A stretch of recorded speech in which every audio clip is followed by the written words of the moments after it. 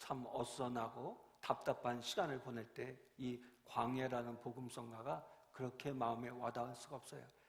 가사 하나하나가 마음에 와닿습니다. 오늘 이 자리에 나온 우리 사랑하는 성도들, 정말 광야와 같은 시간들을 하나님만 바라보고 하나님을 의지하며 승리하시기를 바랍니다. 오늘 말씀을 여러분들과 함께 나누겠습니다. 국제시장이라는 영화를 보게 되면 6.25 전쟁이 터지고 얼마 지나지 않아서 많은 피난민들이 부산과 거제도 바닷가로 몰려들었습니다. 처참한 몰골을 한 피난민들이 잘 것과 먹을 것을 구하러 다녔습니다. 그들이 겪은 가난과 절망은 경험한 세대가 아니고서는 결코 상상할 수도 없는 것입니다. 저는 이 이야기를 저희 할아버지와 저희 부모님께 많이 들었습니다. 그 이유는 저희 할아버지와 아버님이 함경도 함흥분이셔요. 그래서 이 6.25 전쟁통에 그 국제시장에 나온 것처럼 그렇게 군인의 배를 타고 거제도 수용소로 왔던 경험이 있는 분들입니다. 그래서 이 국제시장이 나온 다음에 그 이야기를 들려주셨고, 제가 어렸을 때도 그 이야기를 많이 들려주셨습니다. 얼마나 참혹하고 처절했는지 모릅니다. 이때 세계 각국에서 보낸 구호 물자들이 도착하기 시작했는데, 교회가 그 구호 물자를 배급해주는 창구 역할을 하였습니다. 특별히 미국의 교회들이 구호 물자를 모아서 보낼 때는 주로 한국에 있는 교회를 통해서 배급하도록 했기 때문입니다. 그래서 많은 사람들이 교회를 찾아왔습니다.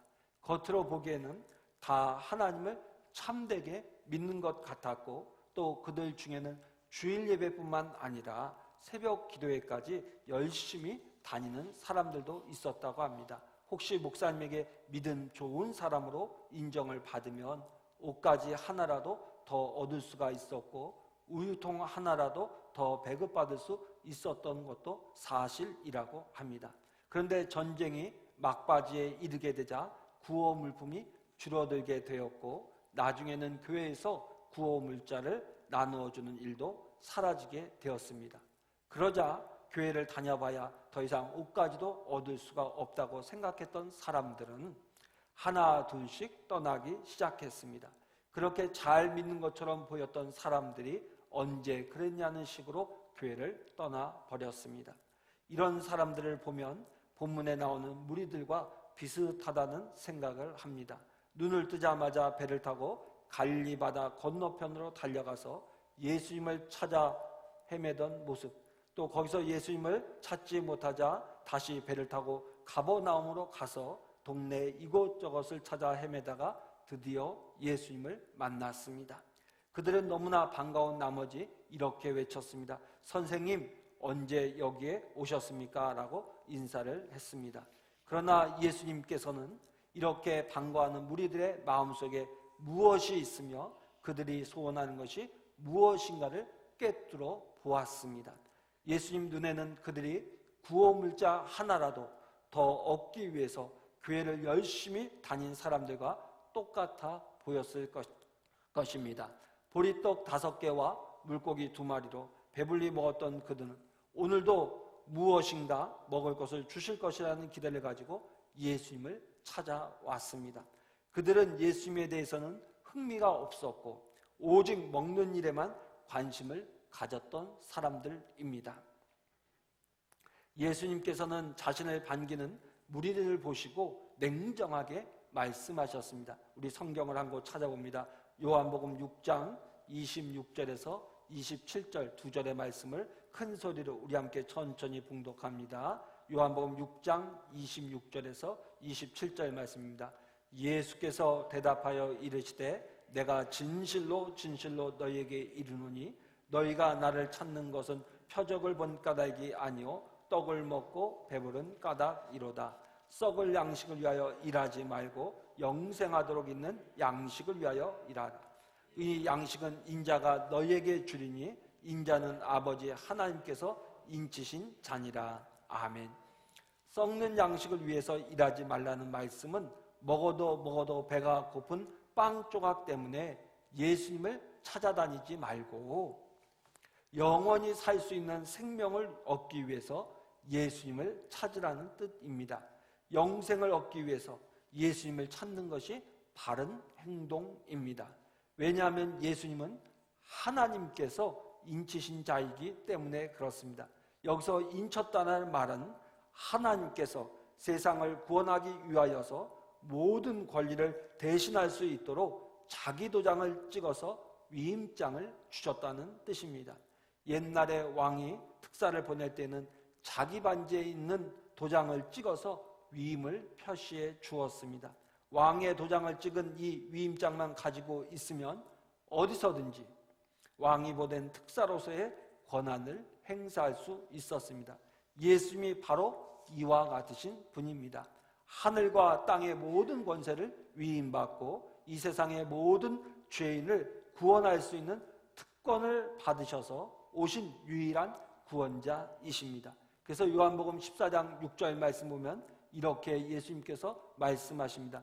내가 곧 길이요 진리요 생명이니 나로 말미암지 않고는 아버지께로 올 자가 없느니라. 한번 따라 하십니다. 내가 곧 길이요 진리요 생명이니 나로 말미암지 않고는 아버지께로 올 자가 없느니라. 아멘. 예수님이 이와 같이 분명하게 자기만이 세상의 구원자라고 말씀하신 이유는 하나님께서 인치신 자가 예수 외에는 없기 때문입니다. 그러므로 예수님을 찾았던 무리들은 배가 고플 때는 빵을 요구하고 몸이 아플 때는 병도 고쳐달라고 해야 되겠지만, 그러나 궁극적으로는 죄사함 받고 구원받기 위해서 예수님을 찾아야 했습니다. 예수님으로부터 썩는 양식을 위하여 일하지 말고 영생하도록 있는 양식을 위하여 일하라는 말씀을 듣자 그들은 이렇게 되물었습니다. 우리가 무엇을 하여야 하나님의 일을 하는 것이 됩니까? 하나님이 요구하시는 일을 우리가 어떻게 하면 할 수 있습니까? 라고 물었습니다. 여러분, 이것은 대단히 중요한 질문입니다. 왜냐하면 모든 사람들의 마음의 밑바닥에는 자기가 하나님을 위해서 무언가를 할 수 있다는 의식이 깔려 있습니다. 예를 들면 이런 것입니다. 하나님께서 나에게 영생을 주신다고 하면 그걸 어떻게 공짜로 받을 수 있겠는가? 그 영생을 얻기 위해서는 무엇인가 함으로써 값을 치러야 한다는 생각을 사람들은 가지고 있습니다. 천국에 있다면 그곳으로 들어갈 비자를 얻기 위해서 무엇인가 선한 일을 해야 하지 않겠느냐는 생각을 우리 모두가 가지고 있다는 말입니다. 이런 생각을 신학적 용어로 인간의 공로의식이라고 합니다. 한번 따라합니다. 공로의식. 우리도 모르는 사이에 우리의 마음의 밑바닥의 생각 속에는 공로의식이 있어요.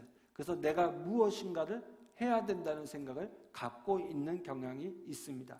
이 공로의 의식이 너무나도 뿌리가 깊고 강해서 성령의 초자연적인 역사를 통해서 뿌리 뽑지 않으면 도무지 제거가 되지 않습니다. 공로의식은 좀 소리가 울립니다. 공로의식은 다양하게 표출됩니다. 선한 일을 하면 하나님을 만족시킬 수 있다는 의식, 인간이라면 누구든지 선한 일을 할 수 있다는 교만함입니다.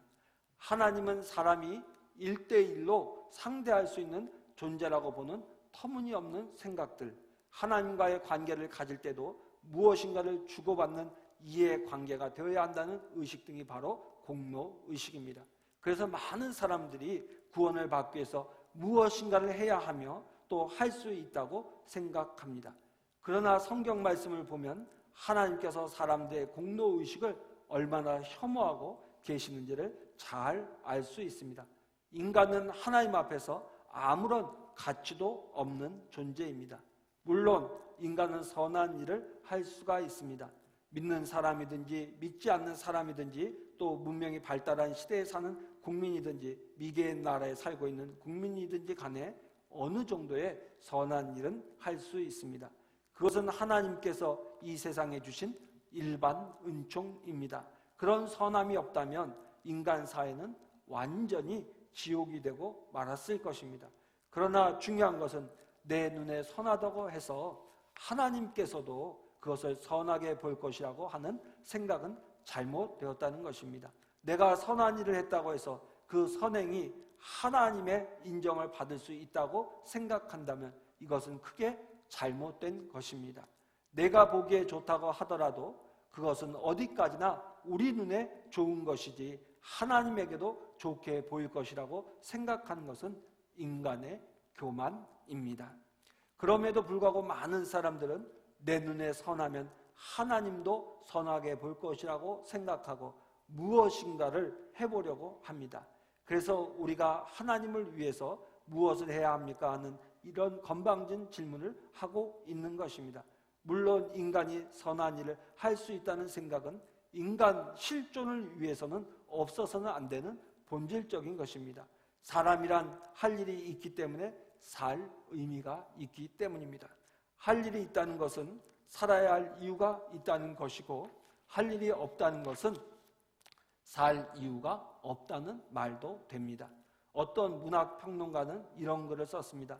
세계적인 문학가이자 노벨 문학상을 받은 해밍웨이가 60세서도 안 되어서 권총 자살을 한 이유를 바로 여기에서 찾았습니다.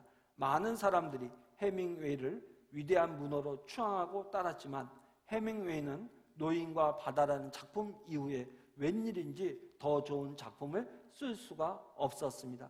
이전보다 더 좋은 작품을 쓸 수 없다고 생각하니까 이 세상에서 이제 더 이상 할 일이 없고 더 이상 살아야 할 이유도 찾지 못했습니다. 그래서 해밍웨이는 60도 안 된 나이에 권총으로 자살했던 것입니다.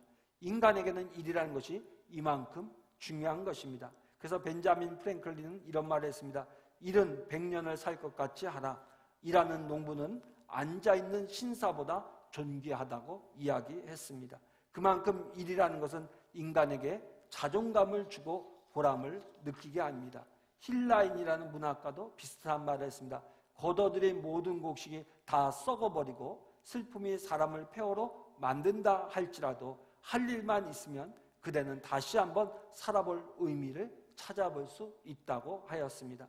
아무리 절망스러워도 인간이 할 일만 있으면 살 이유가 있다는 이야기입니다. 이처럼 인간에게는 일에 대한 신념이 대단히 강합니다. 그러므로 어떤 점에서는 일이라는 것이 사람들의 우상이요 종교가 될 수 있습니다. 또 보람되고 선한 일을 한 것이 자기 자신을 추켜 세우도록 만드는 유혹의 거리가 되기도 합니다. 남들이 좀처럼 하지 못하는 독특한 일을 하면 그것이 자기의 의의를 드러내는 공로가 되기도 합니다. 그리고 그것으로 인해서 자기가 마치 하나님이나 된 것처럼 착각을 합니다. 이런 식으로 사람들은 내가 하나님을 위해서 무언가 할 수 있다. 그리고 내가 무언가 하면 그것을 하나님이 인정해 주실 것이라는 생각을 하는 것입니다. 여기에서 더 나가면 구원도 자기의 행한 일이나 선한 공로를 가지고 받을 수 있다고까지 생각합니다. 그래서 예수님을 찾아온 무리들은 어떻게 하여야 하나님의 일을 할 수 있냐고 묻고 있는 것입니다. 그러나 예수님이 이러한 무리들의 질문에 대해서 이렇게 대답하십니다. 우리 성경을 봅니다. 요한복음 6장 29절입니다. 다 함께 천천히 읽습니다. 예수께서 대답하여 이르시되 하나님께서 보내신 이를 믿는 것이 하나님의 일이라 하시니. 아멘.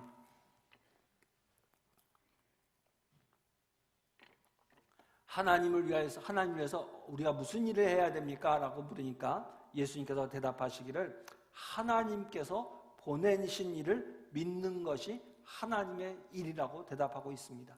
여러분 이 말씀을 다시 한번 새기세요.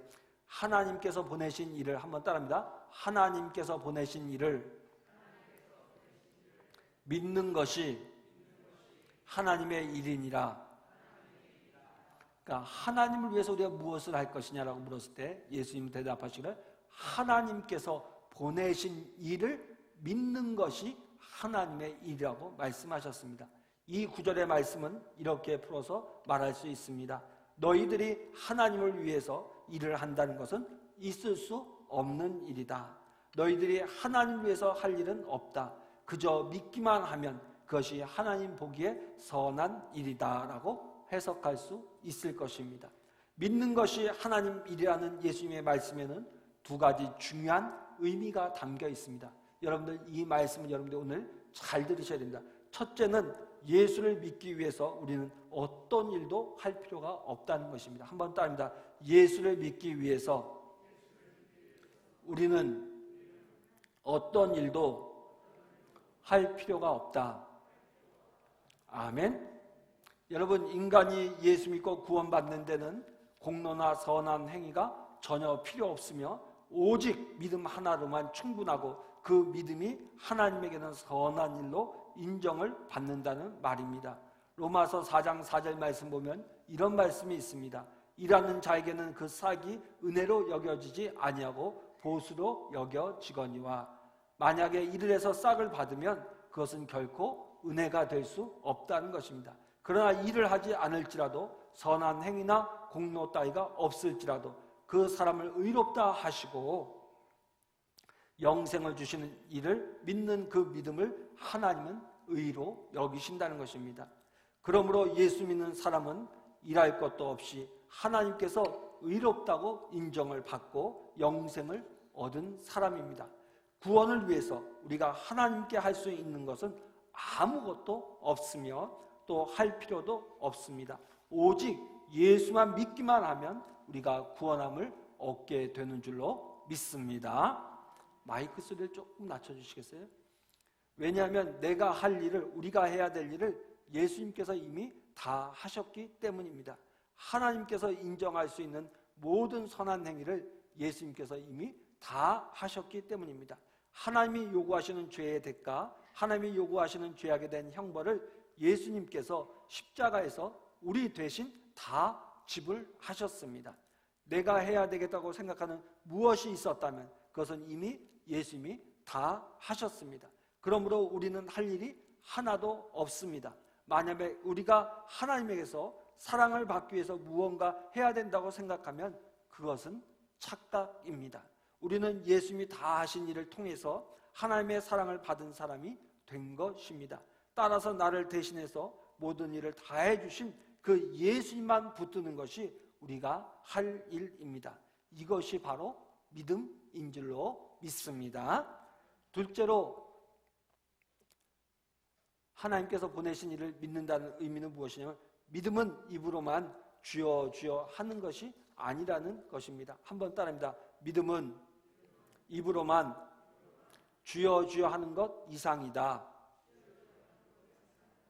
흔히들 이 믿음이라는 것을 너무나도 값싼 부적처럼 그냥 달고 다니는 사람들이 있습니다. 믿는다는 말은 요란하게 하면서도 믿는 사람다운 열매가 전혀 보이지 않는 사람들이 있습니다. 성경 공부는 많이 하는데 그 말씀대로 순종하는 모습이 잘 나타나지 않고 교회 안에서 봉사는 남달리 눈에 띄게 하는데 가정에서나 직장에서는 예수 믿는 향기가 나지 않습니다. 그러면서도 주여 주여 하면서 믿는다고 생각하는 분들이 있습니다. 믿음은 구원을 얻게 하는 모든 일을 무효화시킵니다. 그러나 믿음은 우리가 구원을 얻기 위해서는 아무것도 할 일이 없도록 만들어 버립니다. 그러나 구원을 받은 후에는 이 믿음이 우리로 하여금 엄청난 일을 하게 하는 줄로 믿습니다. 여러분 한번 따라합니다. 믿음은 우리가 구원을 얻기 위해서는 아무것도 할 일이 없게 만든다. 그러나 구원받은 후에는 이 믿음이 우리로 하여금 엄청난 일을 하게 만든다. 여러분 이 말씀을 잘 기억하셔야 돼요. 믿음이란 무엇이냐? 믿음이란 우리가 구원을 받기 위해서 아무것도 할 일이 없게 만드는 것이지만 구원받은 이후에는 이 믿음이 뭐예요? 우리로 하여금 주님을 위하여서 하나님의 나라를 위해서 엄청난 일을 하게 만든다는 것입니다.